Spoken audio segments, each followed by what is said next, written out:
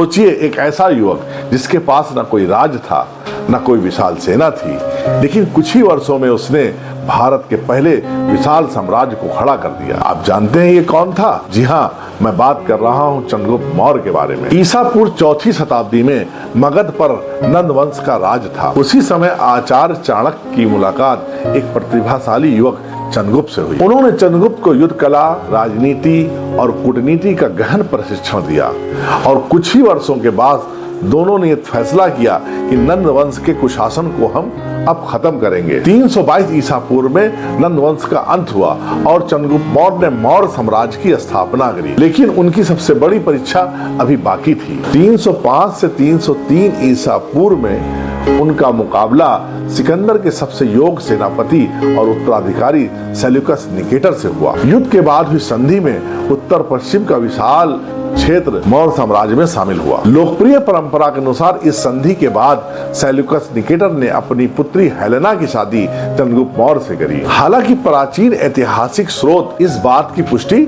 नहीं करते। चंद्रगुप्त मौर्य का साम्राज्य अफगानिस्तान के कुछ हिस्से से लेके बंगाल तक फैला हुआ था और हिमालय की तराई से दक्षिण के बड़े हिस्से तक फैला हुआ था। उन्होंने एक मजबूत प्रशासन, विशाल सेना और प्रभावी जासूसी तंत्र की स्थापना किया। यूनानी राजदूत मेगास्थनीज ने अपनी पुस्तक इंडिका में चंद्रगुप्त मौर्य की बड़ी प्रशंसा करी। जीवन के अंतिम वर्षों में चंद्रगुप्त मौर्य ने जैन धर्म को अपना लिया और लगभग 297 ईसा पूर्व में वह कर्नाटक के स्वर्णबेलगोला में चले गए, जहां पर जैन परंपरा के अनुसार उन्होंने संलेखना का पालन किया। संलेखना एक ऐसी परंपरा है जिसमें जैन भिक्षु खाना पीना छोड़कर मृत्यु को प्राप्त होते हैं। एक साधारण युवक से चक्रवर्ती सम्राट बनने का यह सफर भारतीय इतिहास की सबसे प्रेरणादायक कहानियों में से एक है। यह सत्य है कि चंद्रगुप्त मौर्य भारत के महान शासकों में से एक शासक था।